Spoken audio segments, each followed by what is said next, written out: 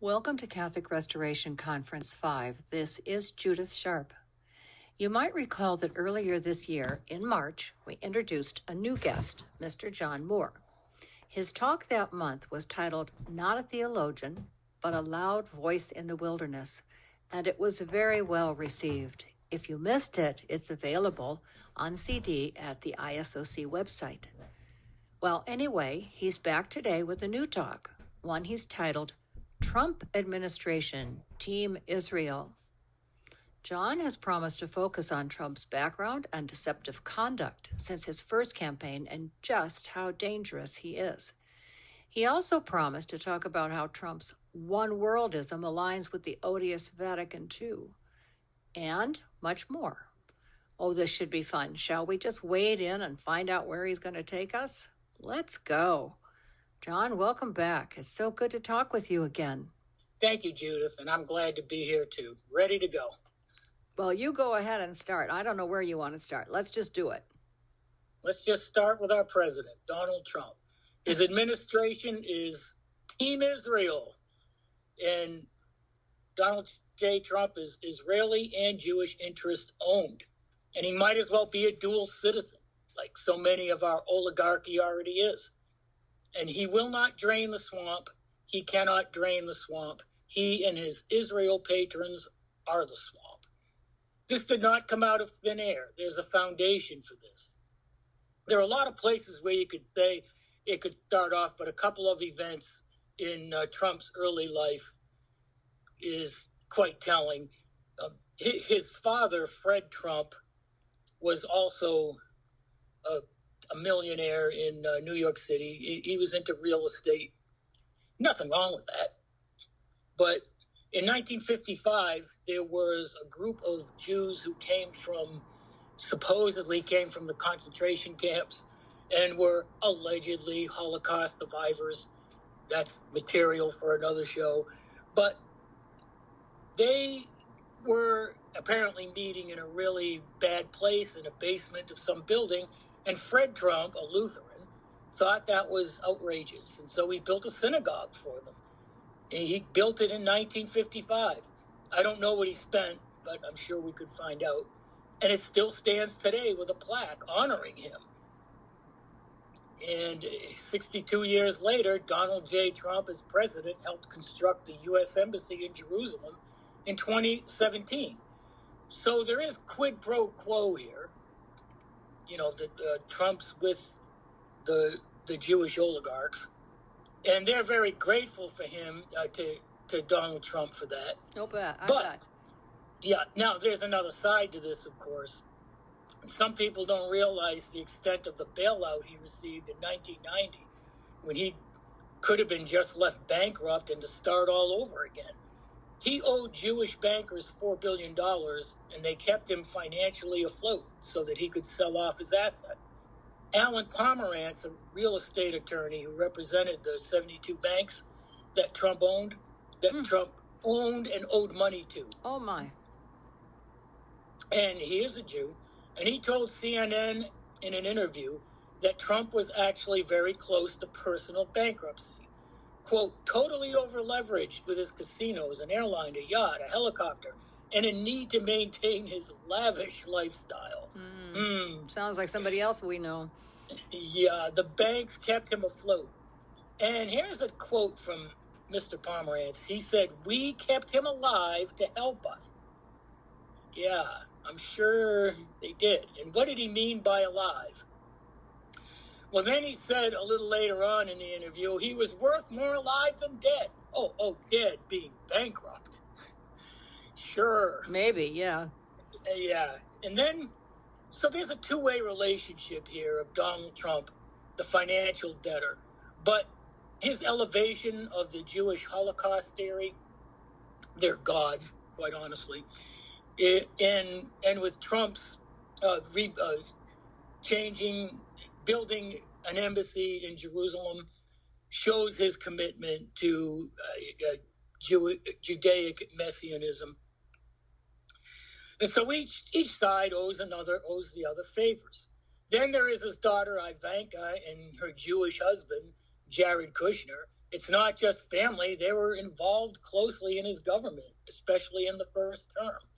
Kushner was the one who negotiated a trade deal with Mexico and Canada, and he ran the 2020 re-election fiasco. And as the Times of Israel said, that he, quote, brokered the normalization agreements between Israel and several Arab states, known as the Abraham Accords. 7. And they said that they were the Jewish face of the administration. That's Donald Trump's daughter and son-in-law. Now, these two, they're not just nominal Jews. Ivanka fully converted, and they follow Orthodoxy, and they're raising their kids as Jews, which Trump brags about all the time. And today, Trump's, quote, every single pick is either a Christian Zionist or Jewish Zionist. All of them hardliners in their stances on the issue, as noted by the Palestine Chronicle. Yeah. And yeah, I believe the Palestine Chronicle before any major newspaper you can name in the Western world. You have to go to these kind of sources that are just kind of starting up, not real successful, and they have more of a motive of being truthful and reliable. But sooner or later, I think they all get captured by Mossad and the CIA. Anyway, here's the lineup here of the people who have been Donald Trump's associates. There's Steven Mnuchin, who's now the Secretary of the Treasury. During his first term, he was, not now. And he was his national finance chair that got Trump started. And he's an investment banker who also had worked for George Soros. Why would a conservative candidate want even a tenuous connection with that man? I don't know. Then there's Stephen Miller, White House Deputy Chief of Staff. The MAGAs love him. He's a Jew. Everyone who I'm about to name is a Jew. Is a Jew. A so-called Jew. Until I get to the non-Jews who are collaborators. Oh, yes, Judy. Of course. Yeah, and Stephen Miller is one of these extremist people. He was the architect of the administration's divisive action on immigration, which we would argue it is good to control immigration and to get the wrongdoers out of here. But, including family separation in it and a travel ban on Muslim majority countries, that's a little much. And the America First concept is one that Miller invented. What he does is he puts a conservative sauce on policies designed to favor Jews. And then there is David Friedman. He was Donald J. Trump's ambassador to Israel. Now who do we got for that? Huckleberry. No, Huckabee. I'm going to get to him later. Okay. I don't think that's an improvement. And he was Donald J. Trump's bankruptcy lawyer. And he was made the ambassador to Israel. He exercised Trump control by getting him to stop chumming up with Kanye West and Nick Fuentes, because Trump kind of, had some good words for those two, but they quashed that real quick. And Steve Witkoff, real estate inventor, Trump's golf buddy, and he is now the Middle East envoy. Zero Mideast experience. And, well, he is qualified, I guess, because he was golfing with Trump during that other staged assassination attempt at the golf course. And then there's Miriam Adelson, famously the wife of the late casino magnate Sheldon Adelson, and she owns the Israel media and the Dallas Mavericks.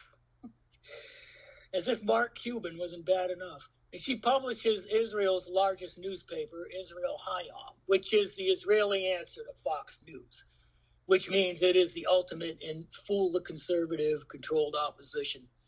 She donated $100 million to the last Trump campaign, but she's worth much more than that, considering what other money she's brought in through her advocacy. There's Boris Epstein. He is a longtime aide to Trump, and he spoke for him during the 2016 campaign, and he was involved in trying to overturn the Arizona election results, which I'm sure was unsuccessful on purpose, but at least he could say he tried. See, I don't believe nothing, Judith. I don't either. Howard Lutnick, Howard Lutnick, he's a billionaire, head of finance firm Cantor Fitzgerald. He was co-chair of the Trump transition team. He's now the Secretary of Commerce. Makes all the sense in the world, doesn't it? Yeah. And now look at all these investment bankers that are being handed cabinet and advisory positions who are Jewish to boot. Now we'll get to the non-investment bankers and just some of the kind of the more of the kookburgers here. There's Elizabeth Pipko. She's a former model, and she was a big factor in getting Trump votes during the last election. There's Lee Zeldin, who was a congressman from Long Island, 2015 to 23. He garnered a lot of Jewish support in New York for his campaigns. It didn't win him New York, but it did increase his viability.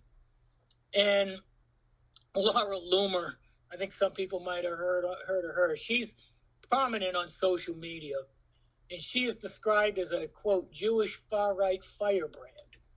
And she lost a bid for a Florida congressional seat, thank goodness for that, being a Florida resident. And she's ubiquitous on social media. And she's one of Donald J. Trump's buddies who preaches all the pro-Israel lines and does all the apologetics for Trump, especially on Twitter. She's got hundreds of thousands of followers. She is a, quote, in her own words, a proud Islamophobe.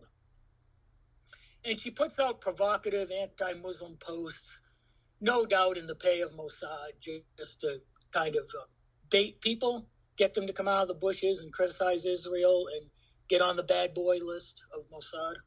That's what I think. Anyway, to let you know something else about her, she also does ad spots. She's into animal rights, which in a way can be good. And there's a company called Positive, Pawsitiv, and they had this dog food on there. Well, it wasn't enough for her to just get on there and promote the product. Oh, Nothing bad in it. But she took a couple bites of the dog food just to prove it was fit for humans. I knew you were going to say that. Oh, how disgusting. Oh, she is a Lulu. And Sid Rosenberg, who is a New York shock jock. Yeah, like Trump needs another Howard Stern on his staff. Oh, my But gosh. he voted for Hillary Clinton in 2016, but now he's all for Trump, and I'm sure his heart and soul is into it. And he announces all those false narratives of the Hamas attack of 7 October, which was really a false flag. And he appeared with Donald Trump at Madison Square Garden. Will Sharf is a former attorney, and now he's the White House staff secretary. These guys aren't just getting jobs as janitors on his staff. I can imagine what they're getting paid. Yeah. And Mark Rowan, who is a billionaire Wall Street investor, CEO of Apollo Global Management, he's a buddy of Trump who actively tries to twist arms of Ivy League schools to suppress those horrible kids who are against the genocide. Yeah. And he's doing great things. And then there are the screeching, slobbering, non-Jewish enablers of Israel's ongoing slaughter of Palestine. There's Marco Rubio, proven to be great at misreporting things like Ukraine's military capabilities and Israel's method of war. Kristi Noem, director of Homeland Security. Cheesecake, pro-Israel zealot, and supports speech laws against criticizing Israel. Peter. Yeah, well, go back to Noem for a minute, because she's the one who, when she was traveling down to Ecuador or whatever, so that she could see all the prisoners that she sent there, people that she threw out of the country, and Max Blumenthal called her prison porn because of the way she was dressed in front of all these men who were in prison. Just disgusting people. It is. Yeah, I didn't know that, but I'm not surprised. Oh. Yeah. And then there's Pete Hegseth. He's the Secretary of Defense. No qualifications for the job. The furthest he got is he was an intel briefer as a lieutenant colonel. And he puffs up the administration's war crimes, for example. And he called Trump's bombing of Iran, those 3 empty buildings he bombed. Yeah. with about $100 million worth of bombs. Well, Hegseth called it brilliant, and he's an embarrassment. You know, he put on that Army birthday parade for Trump. And it was on. My friends were texting me on that. My old Army buddies saying, "Oh, this is high speed. It's cool. It's all get up. You got to watch it."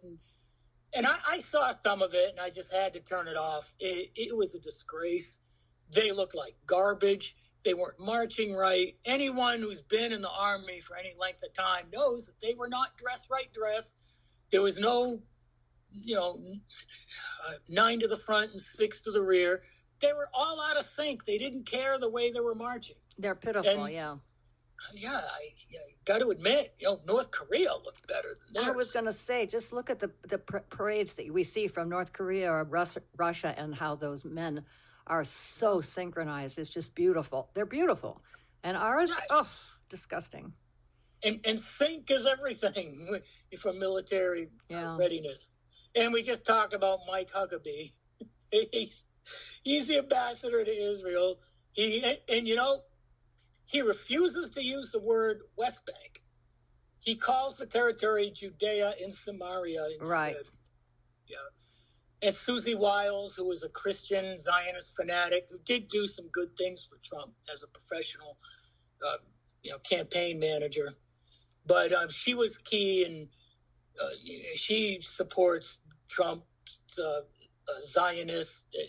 I don't like to say Zionist, because that's a weasel word for people who don't want to name a Jewish mischief.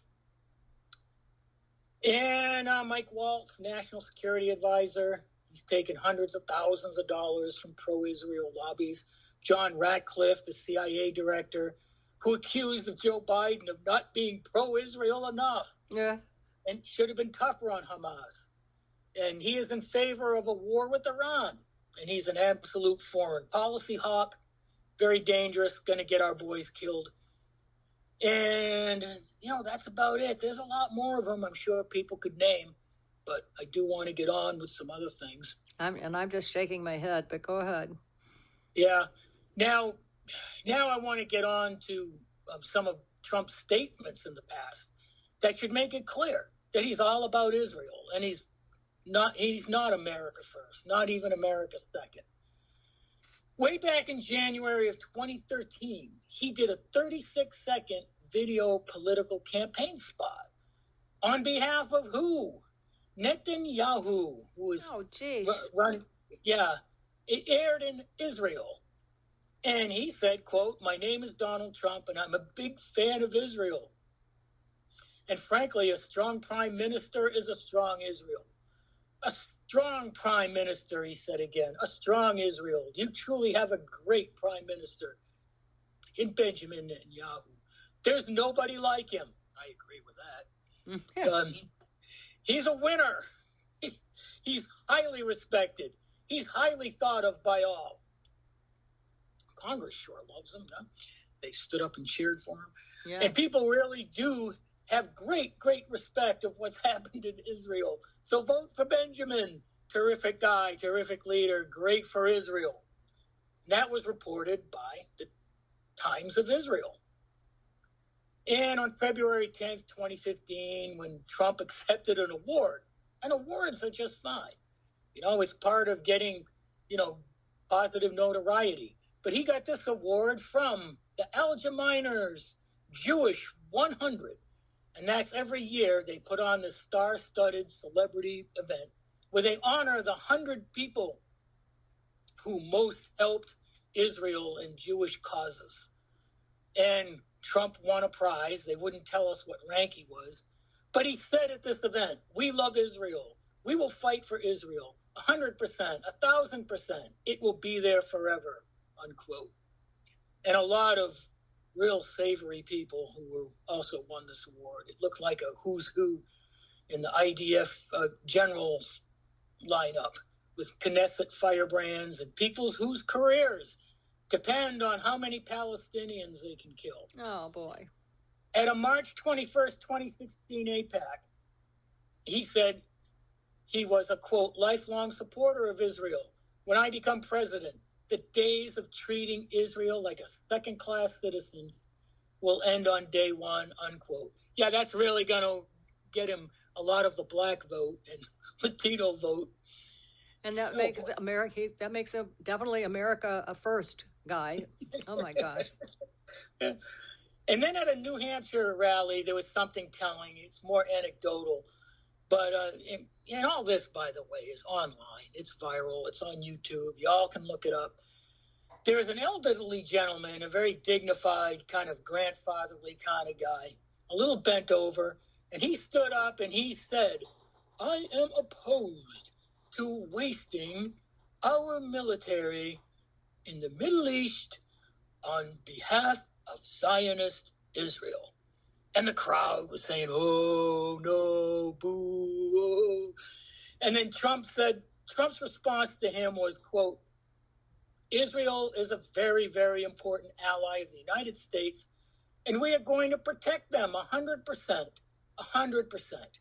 It's our true friend over there." And then later on, Trump whined about, the question, that it was nasty. He would say that, yeah, I can hear him.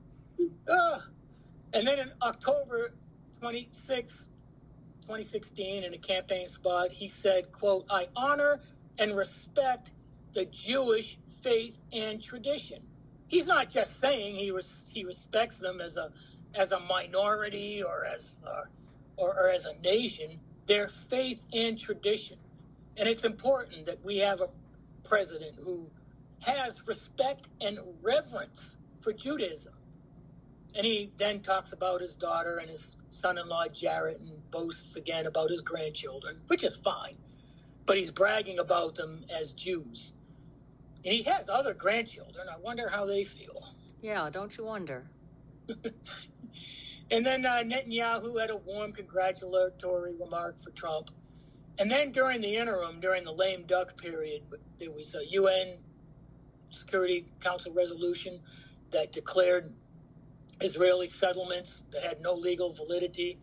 Trump was trying to get that vetoed, but he couldn't. And then he made an announcement. He said, "We have to protect Israel." And he said, "Stay strong, Israel. January 20th is fast approaching." Oh, yeah, I remember that. Goodness. And then in 2017, this is where it gets religious. He became the first sitting president to not only visit the Wailing Wall, but he wore a yarmulke while doing it. And he placed a note inside, which is supposed to remain confidential, but you know how that is. It got, quote, leaked. And what he said in that note is, "It is a great honor to be here with all my friends. So amazing, and we'll never forget. Oh. Together, we will stand up to the enemies like Iran, bent on destroying Israel and her people. Together, we will make America and Israel safe again." And then on August 21st, 2019, he told reporters outside the White House. And what I did kind of like about Trump is that he would do a lot of impromptu, interviews. You got to give him credit for that. He didn't hide from hostile reporters. No, he doesn't. No. And he's getting worse at it too, but go on. Yeah. And then he said to the reporters, quote, "If you vote for a Democrat, you are being very, very disloyal." Well, I agree with that. You're being disloyal to America. But is that what he said? No, he said you're being very, very disloyal to Israel. Only weak people would say anything other than that. Oh, boy. And then if those campaign speeches did not convince you, and how about that last RNC convention last July, a little over a year ago? It was disgusting. Now, it was not like RNC conventions of the past, where the crowds are waving American flags and chanting, and speeches. They usually have some decent speeches in there, but, usually nothing ever comes of them. But, there are empty promises of standing up to Democrats and prosperity, but at least not declaring allegiance to a foreign nation Well, this RNC convention was a Judeo circus. Flags of Israel everywhere, and no one seemed to mind. Flags that were half Old Glory and half Star of David everywhere. Speaker after speaker boasting about their love of Israel. Fox News on there, they might as well have put on cheerleading uniforms, saying how great it was, how great the feeling was. And love of Israel, Judith, is love of war crimes, genocide, and ADL bullying. That's what it is. Yeah, it is. Yeah, hey, let's not forget the air flags everyone was wearing. Oh, I know. How stupid. You gonna sell those on the website, Judith? Oh. They probably had Star of David's on them.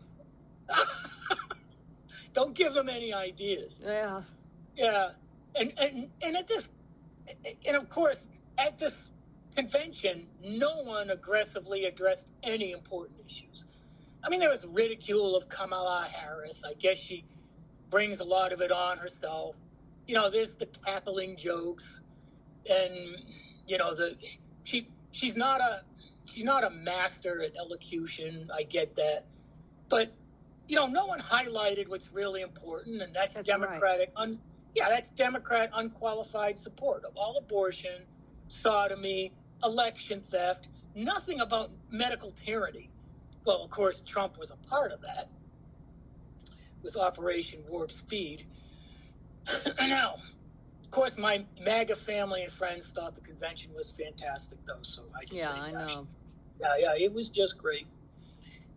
And in a speech at an event commemorating that 7 October 23 Israel false flag, he said, quote, "I will defend our American Jewish population. From what? I will protect your communities, your schools, your places of worship, and your values. We will remove the jihadist sympathizers and Jew haters." Now get that. Now, is anyone surprised at how hard the administration is going after free speech and in protests? It's just insane. Just insane. The stupidness of it. It's unreal. Well, he's putting his words to action. He produced a new executive order, 14188, which is specifically written to, quote, address domestic anti-Semitism. Jeez. Now it's worded very skillfully so as to have all this, language about how they're going to respect the First Amendment and everything. But, that's a bunch of garbage. It's absolutely, and what this is, Judith, it's special protection for the Jewish religion. And that's somewhere in the Constitution about establishment of a religion. But I guess there's an exception for the Jews. No, they don't care about the Constitution anyway. Yeah. Gee, it's just a piece of paper, remember? Oh, no, it's living, breathing, Judith. When I was in law school, this was what I learned that the liberals on the Supreme Court always believed. It's a living, breathing document. Right. What evolves? Yeah, well, this mentality came up just about the same time when Vatican II was being, written and promulgated. And Vatican II was all about, dogma is living and breathing and must adapt with time. So they go hand in hand, and it's no coincidence. Now, what is the implication of this for Catholics? How am I doing on time, Judith? You have a half an hour. Good.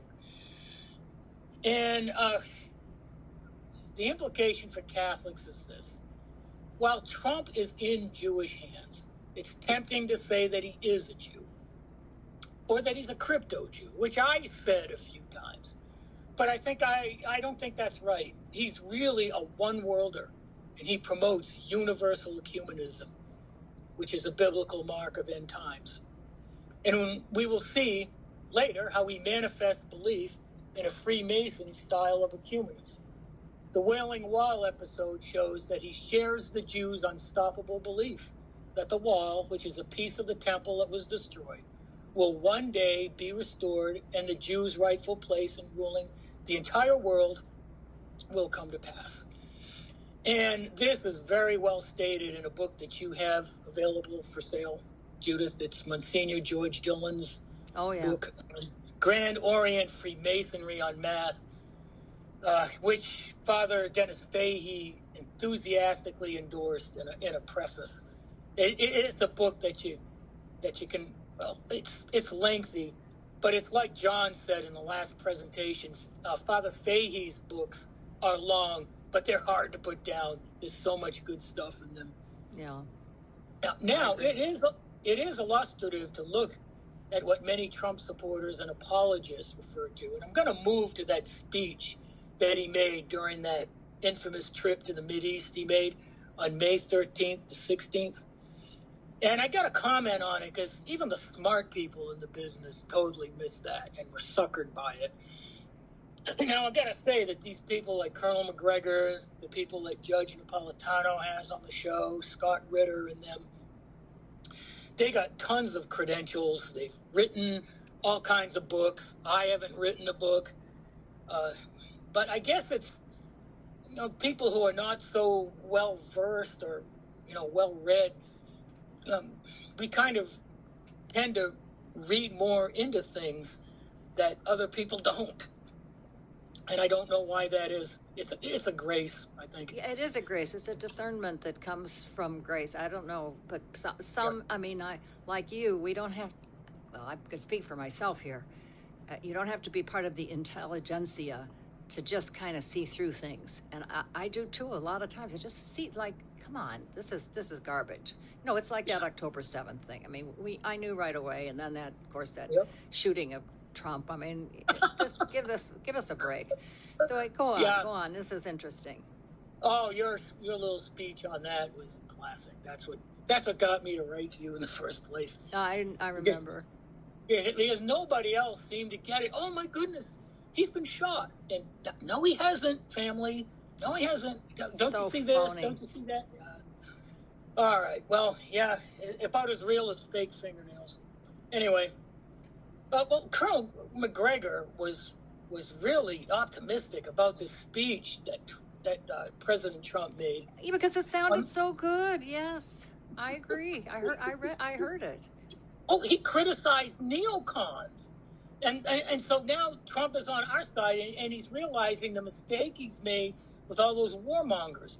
Well, I pulled that speech, and he only mentioned neocon once, which is just this little crumb to ingratiate himself to the people in the Mideast, acknowledging that OIF in Iraq was a big fiasco.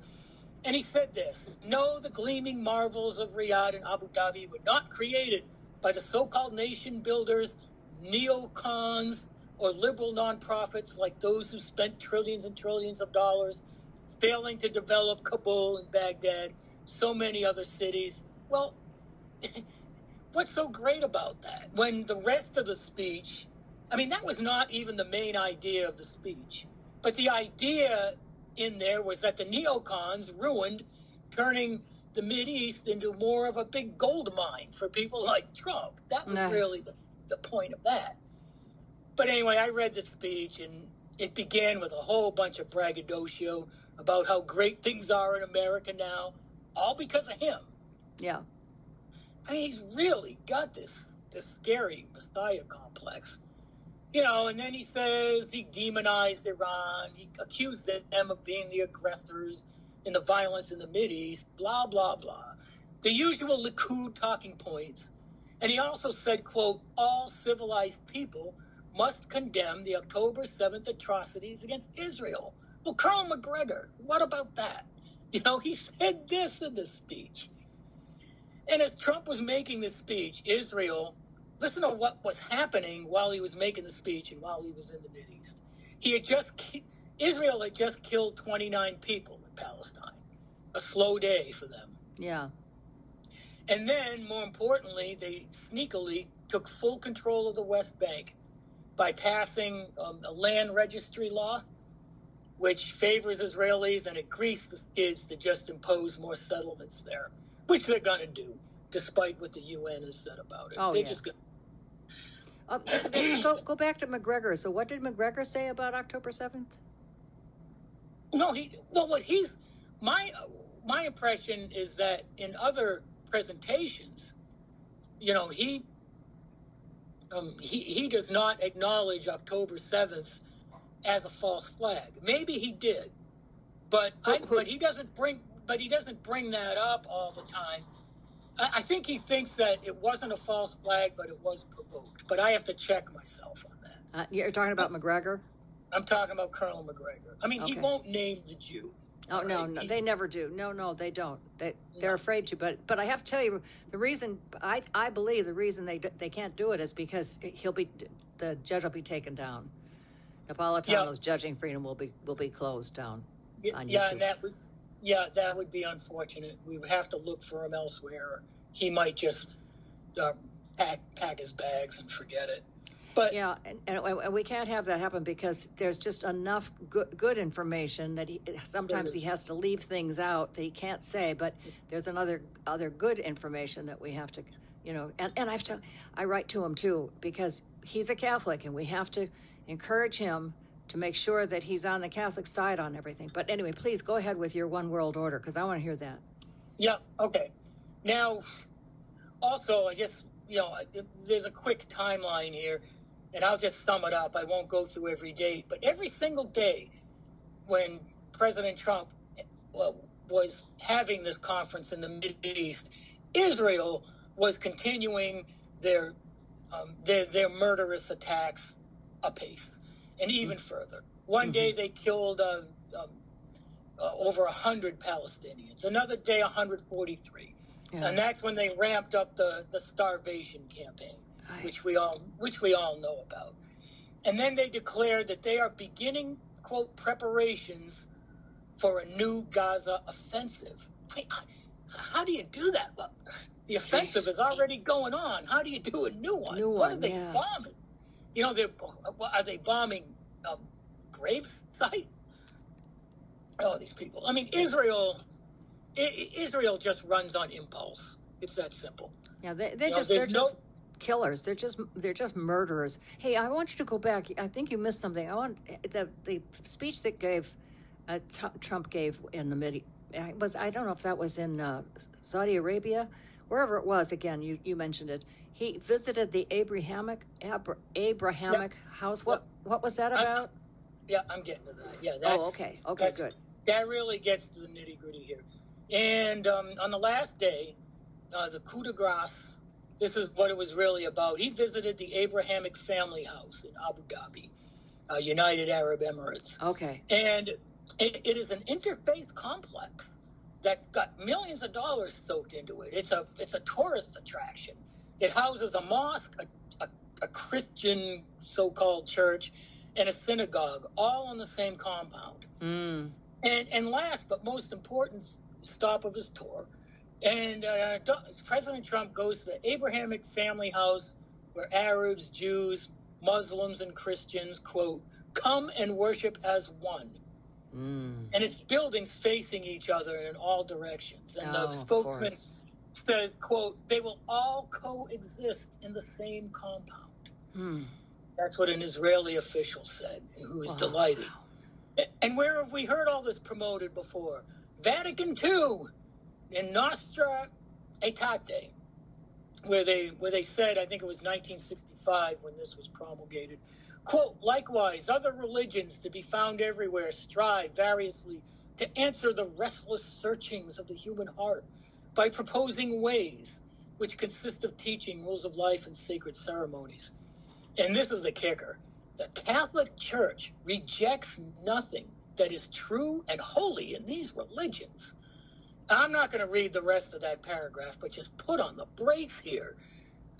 Yes, the Catholic Church does reject it. And but they held on to that heresy. And Carol Wojtyla, who went under the stage name of JP2, he had this meeting, a CZ2, which evokes nothing but outrage and blasphemy. Outrageous, sacrilege. Yeah. He called the representatives of the Christian churches and ecclesial communities, which includes animists, cults, schismatics of all kinds. It was just, it was a bazaar. It be, was such well, a sin against the first commandment. Such a sin. Oh, yeah. it's just He, horrible. he had crucifixes removed from rooms Yeah. so that Jews would not be offended and they could worship without Christ. And he had representatives from many Christian churches, also Hindus, Tibetan Lama, Japanese bonsais, tribal snake worshippers, animists of all sorts. And then the reporting is really rosy. It says, oh, for a day, the town of St. Francis was given over to displays of worship, all kinds of worship. And the one guy who protested against it, he was a Benedictine priest. He was arrested. I don't know his name. And then Benedict Slick Benny, the slickster Ratzinger, he did kind of a corrective Assisi meeting on October 27th. So all the suckers, conservative suckers in the Novus Ordo could say, see, it's cured. Oh, great Pope Benedict, look what he's done. Well, he had another interfaith religious prayer meeting, and then in this he toned it down, and he didn't allow open worship, but just silent prayer, everyone in silence. Same thing. Yeah, just absolutely. Putting them all together like one. There you go. Yeah, I guess. Yeah, I'm gonna fool God. I don't think so. Yeah, and then we got. I don't think I have to mention what Jorge Bergoglio did, who just did things in such a crass and sloppy way, but he's still accepted as the Pope by most people. So anyway, Donald Trump signed the guest book at the Abrahamic House on May 16th, 2025, making his contract with Future of Interfaith, and he just declared this: great unity, great faith. That's something that just kind of echoes. And his inauguration was an interfaith affair, wasn't a Christian affair. His actions just clearly show a desire to go ahead with the Freemasonic world regime, to realize the goal of a one world religion, which means the final destruction of the visible Catholic Church. Due to Christ's promise, the church cannot be destroyed completely. The gates of hell will not prevail against it. One remaining faithful Catholic is the church, if that's what it comes down to. But this is the denial of Christ as the true Messiah. And the Catholic Church cannot be melded into false religion. It's the light, and it can't make peace with the darkness of heresies, cults, animists, and atheists. And then Scripture informs us on that. In the name of our Lord Jesus Christ, there is nor is there salvation in any other but our Lord Jesus Christ, in Acts 4:12. And there is no salvation outside of Jesus Christ. And in John 15:6, if anyone abideth not in me, he shall be cast forth as a branch, and shall wither, and they shall gather him up and cast him into the fire, and he burneth. Now, Judith, I try to recite these to my friends or family who are still either in the Novus Ordo, and they'll say, well, John, you sound just like a preacher on TV pontificating. You can't win. Can't get through to him, I know. Okay, so should I say it in a dull voice that puts you to sleep? Would that make you happy? Anyway, if any man comes to you and bring not this doctrine, receive him not into your house, nor say to him, Godspeed you. It's in 2 John 10, the epistle of John. And a Catholic who refuses to denounce heresy and heretics, per Pope Leo's declaration, is not acting charitably. And of course, we have the popes have declared infallibly through the years that there is only one universal church of the faithful. Pope Innocent III at the Fourth Lateran Council, Pope Clement V at the Council of Vienne, and it was going on and on. Heresies going on. People saying, "Oh, suppose someone dies and they haven't, joined the Catholic Church and they do it for Jesus. Won't they go to heaven?" And then what if they don't hold the Catholic faith? They had good faith hesitancy. Finally, Pope Eugene IV at the Council of Florence kind of said to that, hey, read my lip. Whoever wishes to be saved needs above all to hold the Catholic faith. Unless each one preserves it whole and inviolate, he will without a doubt perish in eternity. Mm. Things like that just seem unfair to some of our senses. I know, but pretty straightforward. Straightforward, and sometimes you just got to trust that God has the big picture. How are we doing on time, Judith? Another 15 minutes are good. We're good. Okay, good. And let's see. Then there's Pope Pius IX at Vatican Council I, Session 2. Quote, ex cathedra, this true Catholic faith outside of which none can be saved, which I now freely profess and truly hold. That's how he began his proclamations. And, what happens when nations ignore these eternal dogmas and reject the Catholic Church? What happens when they establish these mosaics of religion? And then what will happen when they meld all these religions into a one world faith? One world currency and one world surveillance, you get mass persecution. So how will President Trump bring this about? You bring it about through technology, the Golden Age and the Golden Dome. And at his inauguration speech, President Trump said, quote, the Golden Age of America begins right now, unquote. And Golden Age has Greek mythology origins. And it was an era of ancient utopia, perfect peace, harmony, and prosperity. And during this age, humans lived in close communion with the gods and enjoyed long, peaceful life. What does it sound like? Like the promise the serpent made to Eve. Ye shall be like gods. The promise that men will have no need for the one true God. Boy, it's scary, isn't it? Yeah. And, and then it sounds like the communist ideal of a perfect world without want, without worry, and without heaven or hell below us. Am I sounding like a John Lennon song? Yeah. Now, in order to enjoy this heaven on earth, we all need to be protected, don't we, against enemies, invaders, and terrorists? Well, that's what the Golden Dome is all about, which President Trump is going to build for us. And it's set up to be this comprehensive weapons defense system against missiles. Yeah. How did that work out for Netanyahu? And his, whatever he called it, the steel dome. Yeah. Iron Dome.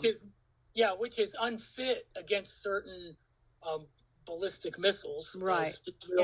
And when you're getting 1,000 drones thrown at you at one time, and your defense system can't handle it all. Oh, how ridiculous. Yeah. Oh. And a ragtag battalion of Hamas soldiers just walk through the gate, without being detected. Yeah, sure. Well, what it really is, it's a surveillance state. That's what the Golden Dome is, because it will be run by AI. And let's review what AI is. We all know what it is, but if you had to define it, you would say that it refers to the simulation of human intelligence in machines that are programmed to think and learn like humans. Quote, I got this off the internet. These machines can perform tasks that typically require human intelligence, such as learning, problem solving, decision making, and perception. And it will also be able, this Golden Dome, to track multiple space domain awareness events. We'll see how that's important in just a couple of minutes. And Lieutenant General A.C. Roper, who is the Northern Command Deputy Commander, who's going to be, I think, the one militarily in charge of this thing. Yeah, you do need the military involved in stemming domestic terrorism or domestic free speech. He said the long-range discrimination radar is designed to defend the homeland by providing unparalleled ability to search, track, and discriminate multiple objects simultaneously. There we go. Ay. Yeah, if y'all have time, go see former Congressman Ron Paul's wonderful speech at the GOP primary debate when he talked about walls that are not really to keep foreigners out, but it's to keep people in. Yeah. It's a great thing to listen to if you have time. Now AI is supposedly becoming rogue and having a mind of its own, and it has the so-called will to disobey commands. And supposedly it can rewrite the script and can do something other than what the user tells it to do. And it can reason independently. And it's artificial.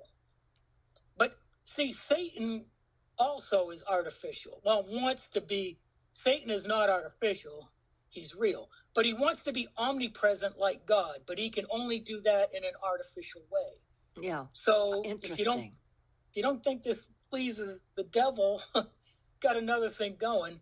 See, Satan wants to copy what the Holy Ghost naturally already does.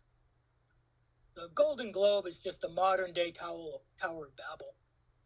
And I'm going to move ahead a little bit and talk a little bit more about how the Golden Dome will be further executed, because this is important. Now, the Golden Dome is estimated at $151 billion. It's part of the BBB, the Big Beautiful Bill. Oh, no, I didn't realize that. Yep. It's going to have a bigger price tag than that. That's going to rise. The Big Beautiful Bill it's not a coincidence. Same acronym as Build Back Better. It's Build Back Better not just on steroids, but with a huge dose of meth. And it's also the same acronym as that conservative plan in the Netherlands called Boer Burger Beweging, which is BBB in Dutch. And it stands for the Farmer Citizen Movement, which was an agrarian populist movement, which got suppressed in the Netherlands. Suppressed, yeah. Interesting. Yep. Suppressed by forming that controlled opposition organization I talked about. Now, we already talked about how it worked for Israel. Now, there's something else here. Now, how are they going to do all this surveillance that we're talking about, that they're going to need in order to gather information? There's something called Palantir, and I think people have heard of it. Yeah. Palantir is a total surveillance network built by all digital ID materials you can think of. It's a complete digital financial system interoperated with the government. And at first, Palantir was used to track down illegal immigrants. Now it's being shared with other government agencies. That ought to be a warning. And it allows the administration to track down not only illegals, but everything you say that goes online and that can be tracked. And if you use AI, it's going to track what you ask AI. And they're learning the entire bosom of human emotion and thought. And they're collecting everything you've said within earshot of a phone or written on social media. And it gives them a profile of the entire American populace. Now, Palantir has been a tool for ICE. Now, how do we know that Palantir is really just a CIA alter ego? That's just a fact. It's not speculation. The way it came about is the CIA chartered the first government-sponsored venture capital firm called In-Q-Tel in February of 1999. Now, what they are as a venture capital industry, they provide funding and support to early-stage, high-growth potential companies. And to do this, they have to establish ties with other foreign endeavors, which makes it a dangerous thing for the CIA to get into. But it's CIA funded. And then this company, In-Q-Tel, they funded Palantir. And there's a pretty good book out there by John Reinert called In-Q-Tel, the Central Intelligence Agency as Venture Capitalist. And In-Q-Tel gave this character, Peter Thiel, you all know him, $2 million to found Palantir, which means the CIA gave Peter Thiel $2 million to spy on us, really. And we know about Peter Thiel. He gave us Vice President Vance. Thank you very much, Peter. And we could do a whole show on Peter Thiel. And now, but the one to really watch is Palantir's CEO. His name is Alex Karp, an absolute psychopath. He's a billionaire, absolute nutcase. He's a Jew. His parents were pinko liberals, also Jews. His mother was supposedly black, but when you look at Alex Karp's picture, he doesn't have any African features, so that's questionable. And it took just 6 weeks under his leadership to go from ICE partnering to tracking immigrants and partnering with the government. And in an interview with Alex Karp, it's really scary. I mean, the guy looks like kind of like he's got the mannerisms of Bernie Sanders. He's got this disheveled hair. He dresses like someone who was just sleeping in a dumpster somewhere the day before. Kind of a reverse snobism. But he bragged about Palantir. And he said, quote, Palantir, quote, single-handedly stopped the rise of the far right in Europe, unquote. The far right in Europe. What do you think that was, Judith? What they considered? Tell me. Well, what they were populist political movements, like they had in France and like they had in Germany, that were inspired by the open borders policy. And it was spurred on by, all the lockdowns and the medical tyranny. There's nothing far right about it. It's, if you want to call it anything, arguably, it's more leftist than right. But this is how they quell populist movements everywhere. Like the truckers, like the truckers movement in Canada. Yeah, they had a hand in that too. And you know how Trudeau, son of Castro, they shut that down. Shut that down, yeah. They shut it down by freezing everybody's money in the banks. Right, and if right. You don't I remember. think that's in our future. And so, he is a great man for the CIA to have in this position. And there's nothing far right about people pushing back on what the European Union is doing in Ukraine. There's that too, and they're protesting also censorship. But Karp is proud that they were able to shut that down, and he's ready to do the same thing. So Donald Trump, he's inside the beast. He's ramming through his precious BBB, which he's already done. He's unleashing psychopathic jackals like Karp on all of us. And he's going to create a social credit system. Unless America turns to Christ. And you don't really see that happening right now, do you? No, unfortunately. But that's got to keep some hope here. But absolutely. Yep. And but when people even will say, well, the Golden Dome is great. We'll get rid of all these bad people from South America, those cartels and everything. But what they're not thinking is when the political pendulum swings back to the liberals, what are they going to do?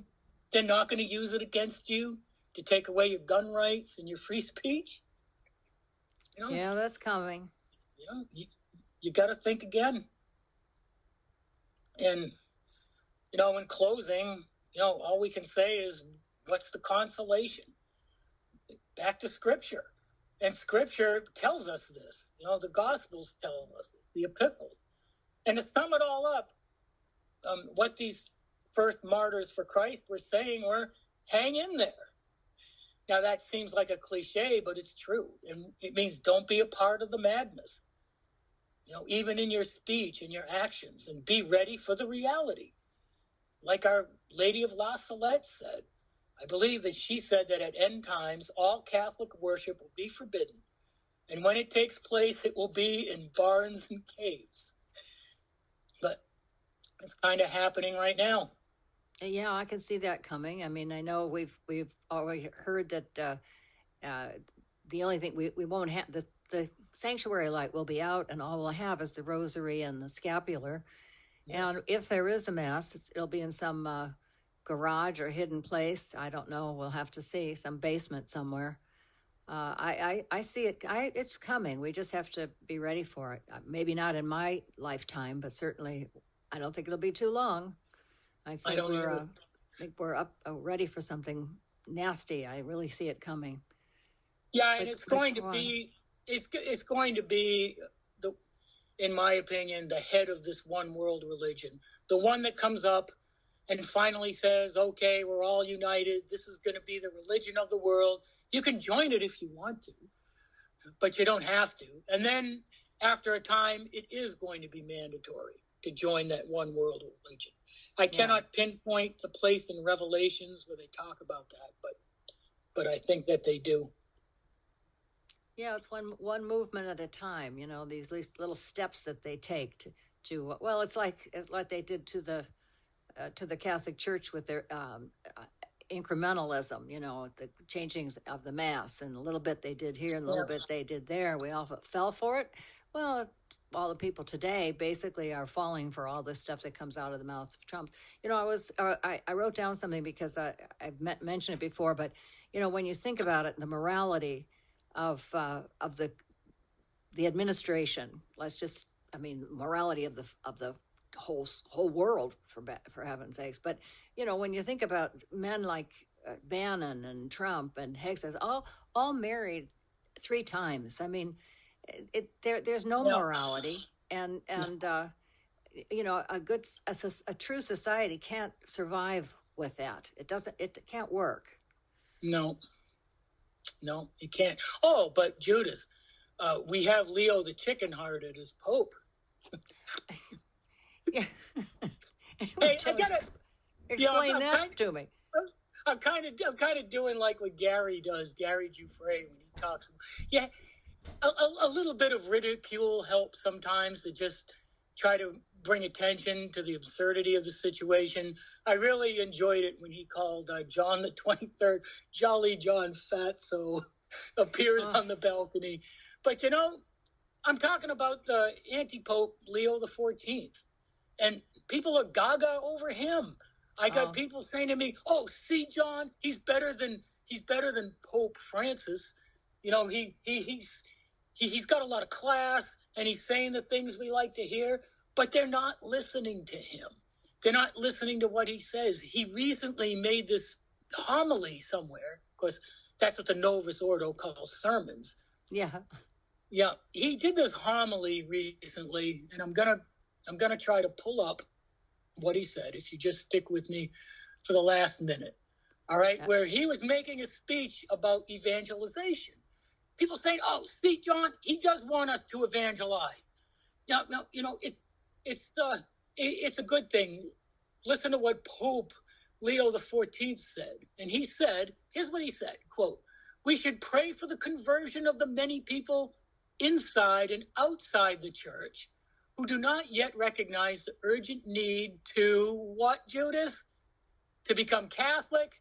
No, but to," quote, "care for our common home." Oh, here we go again. That's just a global warming climate justice gospel. So, yeah, we do need proselytizers, stubborn people who won't believe in global warming. Got to bring them around. I mean, he's not coming out and saying Mother Earth like Bergoglio did, but he's I don't know. He's evil. Well, they haven't said anything about global warming when it comes to all these rainstorms and all the stuff that's going flooding everywhere and all that stuff. But you know, John, I have to believe. I have 2 thoughts. One is that it's just nature, but the other one is that God. It's in the Bible about famine and pestilence and flooding and the fires. I mean, those things are so much worse. I mean, they've had some of these things before, but it just keeps getting worse. It keeps getting worse. Now, that beautiful the Grand Canyon is on fire, and then Yellowstone Park is on fire. I mean, this is worse. I don't care. As far as I'm concerned, it's worse than it's ever been. And I just feel that God is punishing, and he's going to continue to punish, and be ready for it, because we so deserve it. This country so deserves punishment. Yep. We've what have we done? We've spread democracy around the world. So good. We've spread abortion and sodomy and all that, like you said. Everybody can do anything they want. Oh, it's just disgusting. I get on my soapbox. No, you're right. And transgenderism. And that too. Yeah, it's enshrined in the UN documents. All right. See, we're in such trouble. We're in such trouble. So what? Do you know how they No, spin you know how they spin the floods now? They've been doing that the last couple of years. They're kind of moving away, from climate change and all that, and they're calling it sea level rise. And they spend millions of dollars in the Corps of Engineers to study that before they build things, saying, well, how is what we do going to affect sea level rise?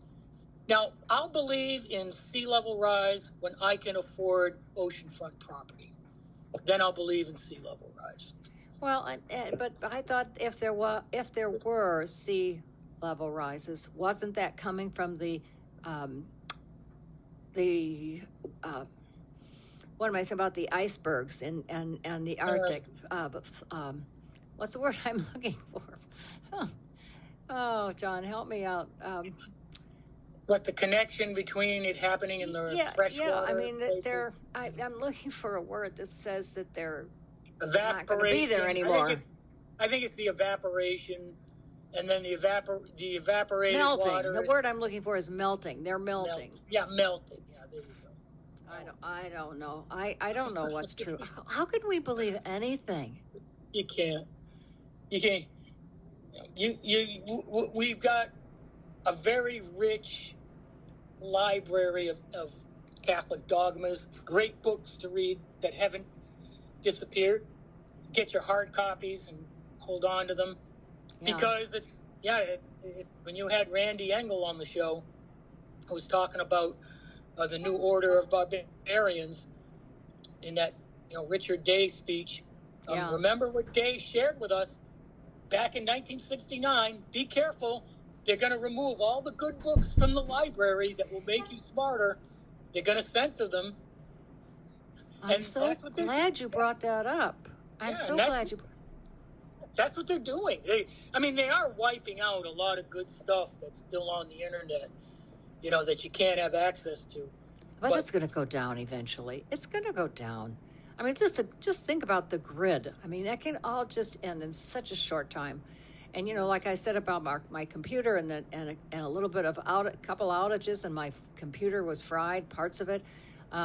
This is going to be happening all over the place. But I agree with you. Get the books. We've talked about that for years. Build that library, because that's what you've got. Hard copy, not the internet with, or a CD disc or whatever. No.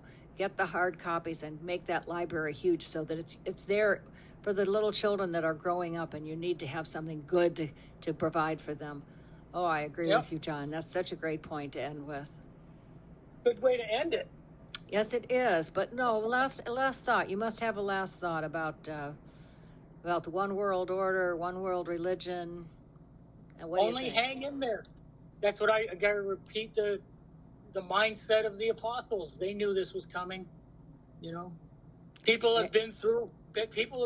Catholic Church has been through hard times before. She always came through. This is a challenge it has not ever faced, but it's the promise of Christ. The gates of hell, which is heresy, will not prevail against her. What's heresy? What do you mean? All heresies. Well, that's what when Jesus said, the gates of hell will not prevail against the Catholic Church. Yeah. You're familiar with that? Yeah. Well, in the footnote, and what the doctors of the church say is that the gates of hell refer to heretic and heresy. Oh. That's what they. Yeah. Oh, that's interesting. Oh boy, I didn't know about that. Yeah. Well, all right, we've learned something new again. Learn all kinds of things. Well, you have spent a lot of time researching and getting all this information about Trump, but it shows you he really is a dangerous man, and we have got to be careful in following him and paying attention and to what he's doing, and especially when he starts flying into the Mideast, to meet with these different people over there and what they're coming up with. I don't know. We have to just stay alert, but in the meantime, just keep our faith and not be afraid. I don't want to sound like one of the other old popes, lowercase p, but we can't be afraid because we know God is with us. Just stay faithful and stay faithful to Our Lady. She's the one who can protect us. By the way, she said in the Mary Greta books that I love so much, ask me. The problem is nobody asks me. And the other day, it was really dry, and I said, I need some rain so I don't have to do that garden. I don't want to have to water it. And sure enough, here comes the rain. I asked her, and it came, and then it went away. And so if I want to have it stopped, I'm going to ask her, because she is in charge of the weather. People don't know that, but she says that I didn't. I didn't know that. Yeah, she is, and she can stop. And she said, people on the sea, if they're in crafts, ships or whatever, and there's a big storm or whatever, just go to her. She said, people forget to ask me. They don't ask me. I'll take care of them, and she takes care of it. So it's. I'll throw in one last thing that I haven't probably talked about for a long time, but that the. I can't remember his name, but the airplane that went down in the Hudson some time ago, probably now 10 years ago, 12 years ago, I don't know how long, but maybe even longer. But when they saved all the people got out. A lot of them on the wings, standing on the wings of the aircraft, is floating in the Hudson. And at the end of the broadcast that night, the night of that particular incident, they asked one of the men who were saved and taken off of the wing, and caught him at the side, and they asked him, how did you feel about that? And he said, I just said a Hail Mary. And my whole belief is that whole thing was saved because of that one man turning to her. I don't know, maybe others did, but he turned to her, and that just shows you her power. I just love it. And I love her, as you can tell. That is fascinating. Wow. Yeah. Anyway. Well, John, you have done a remarkable job on pulling all this stuff together, and especially bringing all this information about how the Jews, they went after Christ from the beginning, and they want to ruin his church. Yep, they've done a good job, and now they're going to finish up the job with bringing in this one world order. Oh my! Yep. Yeah, it's like Jesus did say to the learned Jews words to the effect of. Your father is the devil, and you will do the devil's work. Yes, he did say. And that means that you can't totally blame Jewry. It's Lucifer. Yeah. Lucifer rules them, and I'm sure the Jews are going to be awfully mad when they find that out. Hey, we were in charge. No, that's Lucifer right. was. Wow. Yeah, that's true. I agree 100%. He's the one, and we have to just remember that. All right, well, John, I'll let you go because it's we're running out of time. But thank you again, and here's hoping we can do another program because whatever you come up with is very interesting, and I'm waiting for the next one.